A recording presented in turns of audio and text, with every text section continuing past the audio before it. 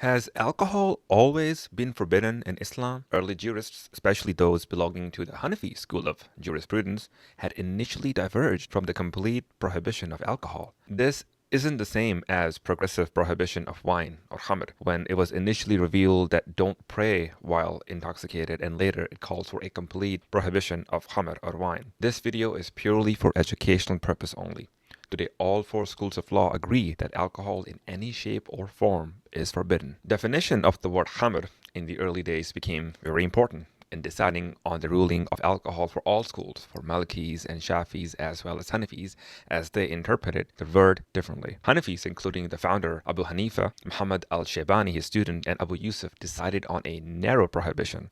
They argued that the word khamr only applied to fermented grape or date juice, but other intoxicating drinks like nabid could be consumed unless one drank to the point of intoxication. They argued that only the last cup, the one that causes intoxication, was forbidden, not the ones preceding it. Al-Shaybani, in his book Kitab al-Atr, mentions a report where Umar ibn al-Khattab was seen diluting nabid acquired from a drunk and then sharing it among other companions. Their conclusion was made on reasoning and opinion, as they were called Ahal al-Rahi, or the people of reasoning. I know that this report goes directly against some of the hadiths of Prophet ﷺ, but before you draw any conclusion about this report from Umar ibn Khattab, I would like you to understand that these were the early days of Islam, before the science of fiqh or jurisprudence had developed. Hadiths didn't play as much of a central role as it plays today. It wasn't that early Hanafis didn't consider hadiths, but they were rather skeptical of it. But when they used it in a confirmative way. For example, Al-Shibani, in his book Kitab al-Atr, he mentions the hadiths from Prophet ﷺ, every intoxicant is khamr and all khamr is haram. But he argued that the hadith meant that intoxication itself was forbidden. It wasn't until Imam al-Shafi we see the importance of hadith emerge in the science of fiqh. It was him who stressed that after the Quran,